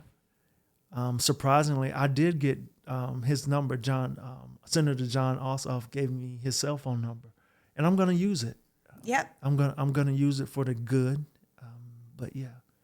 Okay. So, and I'm thinking about this and the difference of what we see externally from someone versus who a human really is, digging into the curiosity of humans as humans, because externally you might see at some point a couple of things. Someone might see you right now and the success that you're doing and not know your story and think, oh, he had a great childhood. He came from, a family that was together forever. He had got an education. They may think that because of the level of success, how eloquent you are, your passion, those types of things. Other people might say, well, this is a Black man from South Alabama who went to prison and has a felon and that piece of it. But actually, neither one of those mean anything, because what you are is a badass human, a badass leader who understands that you were put on this planet to change the world. And you're doing that every single day. I mean, that's powerful. Yes, I was put on this planet to change this world one person at a time. And I do that every single day. I start with myself to make sure I'm in a mental state, in a position to go out and just spread love to people and encourage people and tell them to keep going. It doesn't matter. I talk to CEOs and CTOs all the time, every day. That's my job. And I encourage them. And I find out that they look to me to find solutions for their businesses. And a lot of people don't know that. Like, there's a lot of major companies that I deal with on a daily basis that people buy and wear their products, that I'm behind the scenes helping them come up with solutions to innovate their companies today. But that's what badasses do. We do that. And I don't need a name for it. I can be behind the scenes and do that. As long as I'm able to help someone and change this world for the good, I'm going to do it. And I don't need a front stage or a stage to do it. So, There is, during my day job, I do commercialization for medical technologies out of Georgia Tech and Emory. And I was working with one individual who's talking about a VC fund, and they like to fund first generation immigrants because the amount of grit and determination they have, then they know those are like your entrepreneurs. And I see the same thing as for you, right? Is because I'm hearing the number of times you refuse to give up, the number of times that you actually saw no as just a word. That was it. Not the end of the story. That's right. It was just a word. You ended up, you didn't say, oh, I'm just going to send a couple letters. You sent over 60,000. No, 6,500. Oh, 6,500. Okay. Well, still, 6,500 letters. I mean, just even my hand is tired thinking about that, or maybe my fingers from typing. You did that. You refused to let anyone define you, and you defined yourself. And by doing that, you're such a huge role model to anyone to see. And so I'm curious now, where you're at right now, who do you look up to? Like, who do you admire and why? First of all, I did not let prison define me. I allowed it to refine me. And so now I look up to my brother Dwayne. He's an amazing guy. I recently got married. Congratulations. And thank you. In February to Kimberly. And if you're watching, I love you. But my brother's been married over 30-something years. Wow. And so he's doing something right. I look up to him for that because I want my wife to have the best husband that any person would ever have. And so I get a lot of inspiration from watching my brother and his success and the things that he's accomplished. And again, I look up to Timothy Williams. Mm-hmm.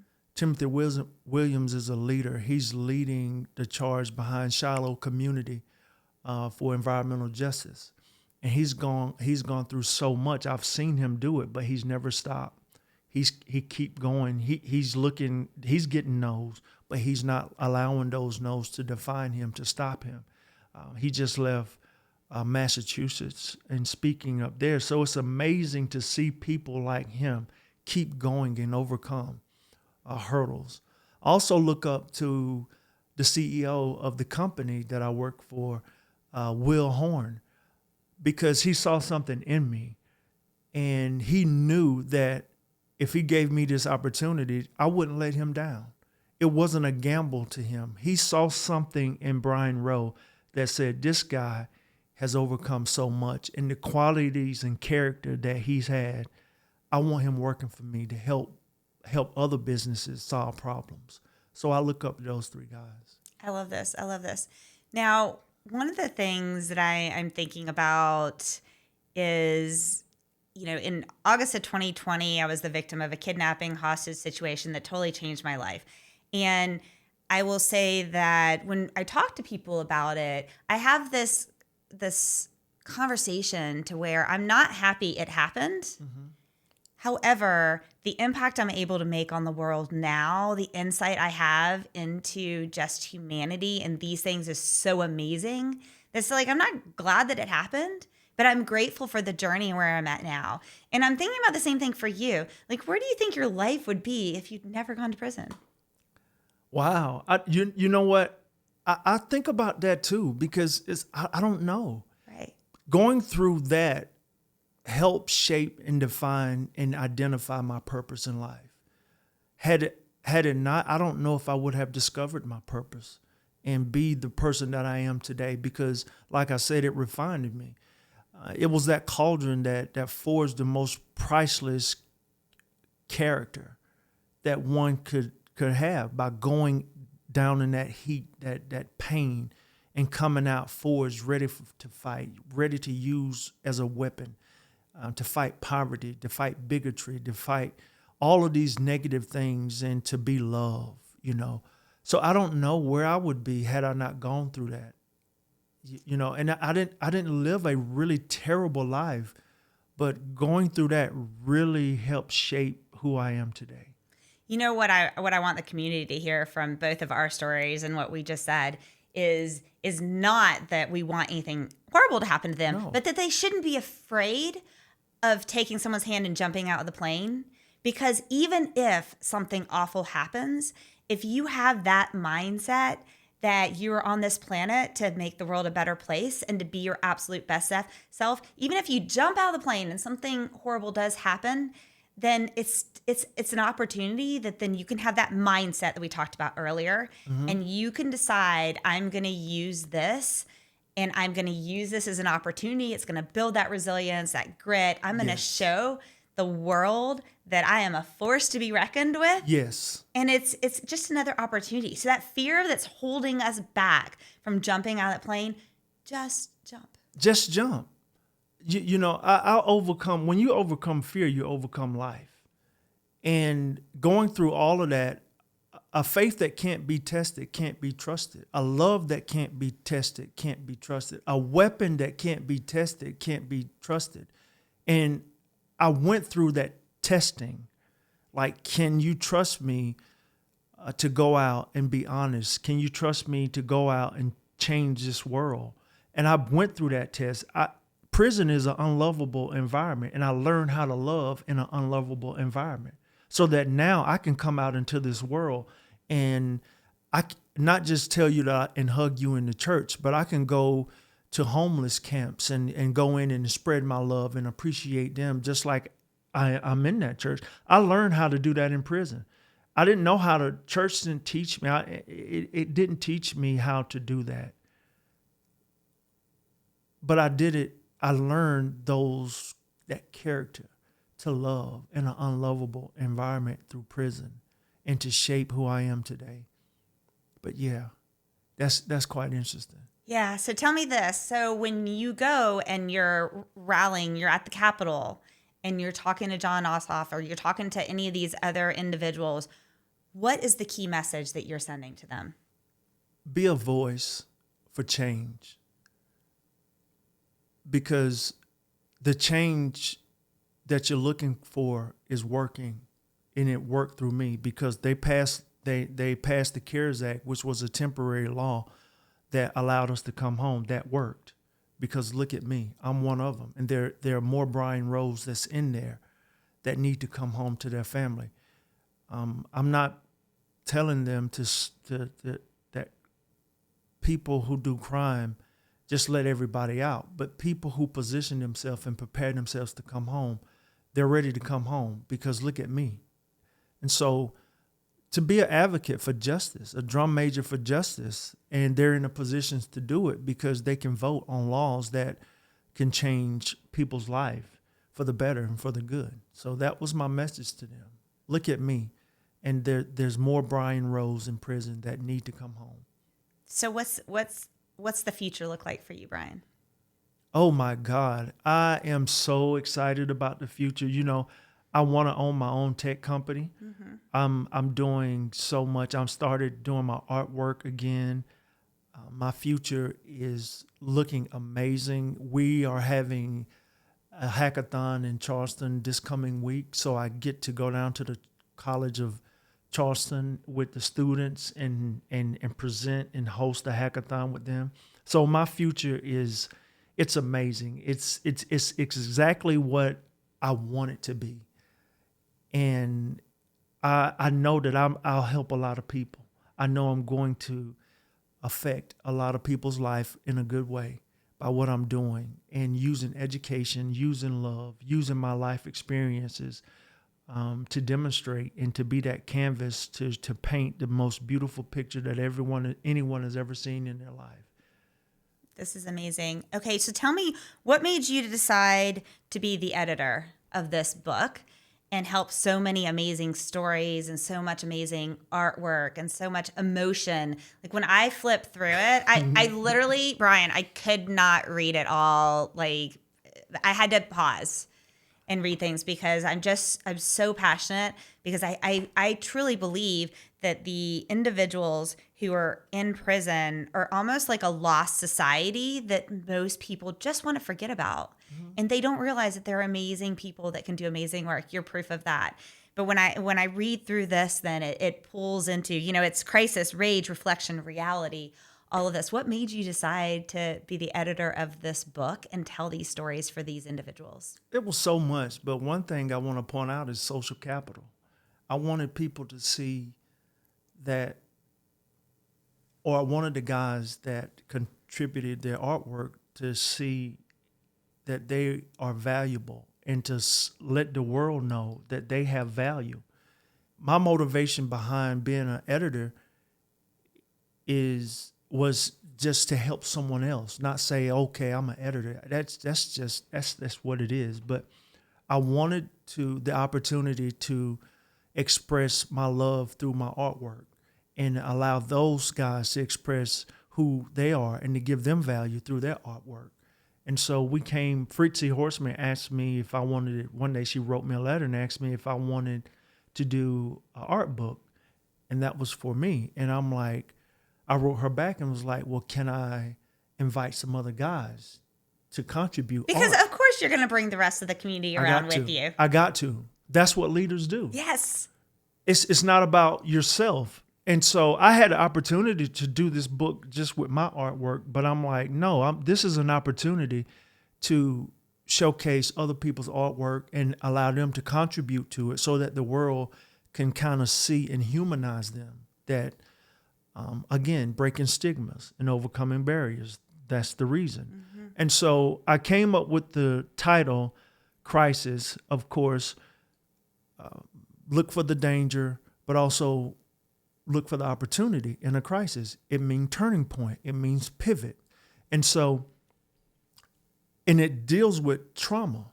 And sometimes in trauma, before you conclude, you have to stop. And even all of the tragedy and the things that's going on in your life or have gone on in your life, before you make a conclusion, come to a conclusion, look for the positivity, look for the opportunity in that crisis.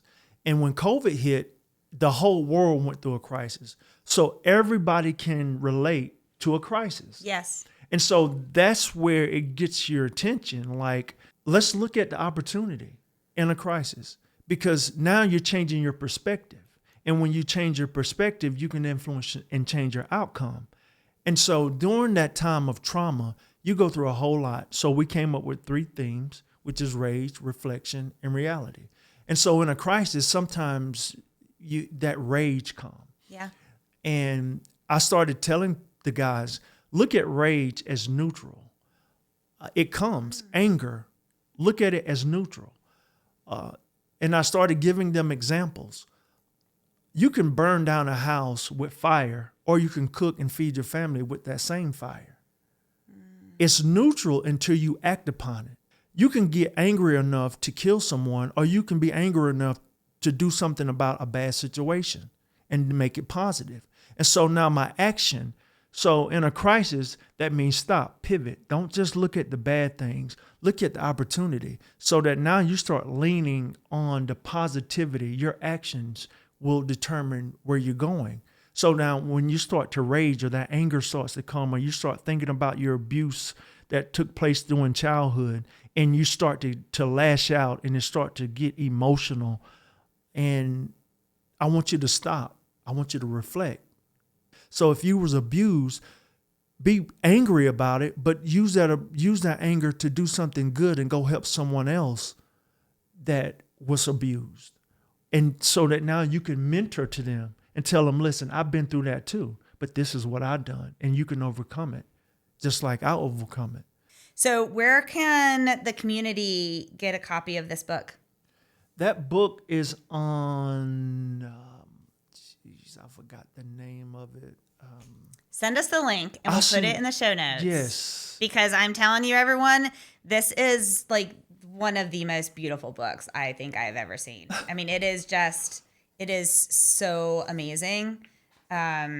I'm just speechless when I go through and I see some of these things. So, Yes, that right? book is amazing. I had an Army general. He contributed to it.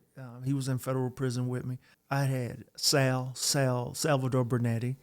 Sal was an influential stock market guy back in the day who happened to be a part of the mob in Philly. He actually embraced me and taught me techniques of painting and drawing, and so he contributed to the book. I had so many other guys that contributed that they did remarkable things, and they deserve to be valued and appreciated. I see Michael Proctor has a lot of contributions. Michael Proctor, yes, he was an artist from Maryland. Yeah, he's done some amazing poetry, just to say the least. But his contribution is a lot of poetry. So what I want to know is, when is your TED Talk going to be? When are they doing a documentary on your life? Can I be in the audience of either one of these two things? Yes, you know, I'm working now as a public speaker. Amazon just did a second filming on me. It's not out yet, so that'll be in 2 commercials. So we talked about doing a documentary. I don't know when that's going to come yet, but it's coming. Yep. And I want as many people as possible to be in that documentary and to be in the audience, because there's a lot of life. There's a lot of great things that's going to come out of me. And I say that with confidence and not arrogance at all. There's some amazing things that's taking place in my life.